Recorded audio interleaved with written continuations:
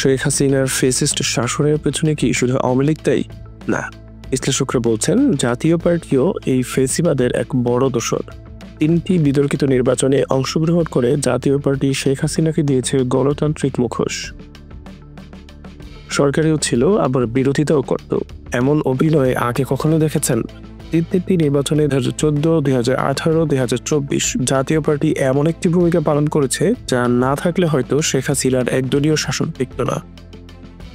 তারা বিরোধী দলের মুখোশ পরে এসেছে, কিন্তু কাজ করেছে সরকারের পক্ষে।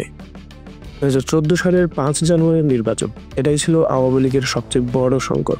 বিএনপি ও 18 দলীয় জোট তখন নির্বাচন বর্জন করল।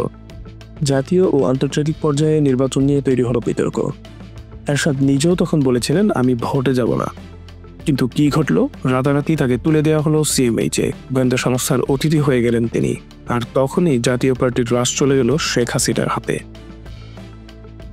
তার দল ভোটে গেল। কারা নিয়ে গেল? রওশন এরশাদ, চুন্নু, বাবলু, আনিসুল ইসলাম মাহমুদ, এরা সবাই মিলে তৈরি করলো জাতীয় পার্টির আত্মসমর্পণের রোডম্যাপ। ভোটে গেল, সংসদে ঢুকলো, আর সরকারের মন্ত্রীও হলো। সরকার আর বিরোধী দল একসাথে, এর চেয়ে বড় তামাশা আর কি হতে পারে?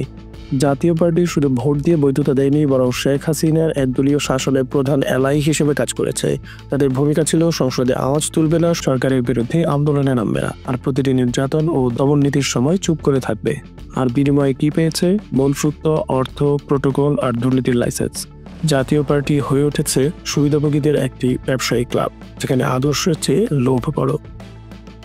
আজকে কেউ কেউ বলে জাপা হলো বিরোধী দলের ব্যাকআপ, কিন্তু এই ব্যাকআপ বিরোধী দল আসলে ছিল ফেসিবাদের ব্যাকআপ প্ল্যান। যখন জনতার রোষের মুখে আওয়ামী লীগ একা হতে পারত, তখন জাপাই দিয়েছে গণতন্ত্রের নাটক, যার মাধ্যমে শেখ হাসিনা বারবার প্রমাণ করেছেন, দেখো আমরা তো সব দলকে নিয়ে সংসদ করছি। কিন্তু এই প্রতারণার মূল্য কে দিচ্ছে? জনগণ, আমরা। এটা প্রহসনের উপর দাঁড়িয়ে আছে সংসদ। একটা লোক দেখানো গণতন্ত্রের পেছনে লুকিয়ে আছে বন্দুক, র্যাব, ডিজিটাল সিকিউরিটি অ্যাক্ট, গুম খুন মামলা।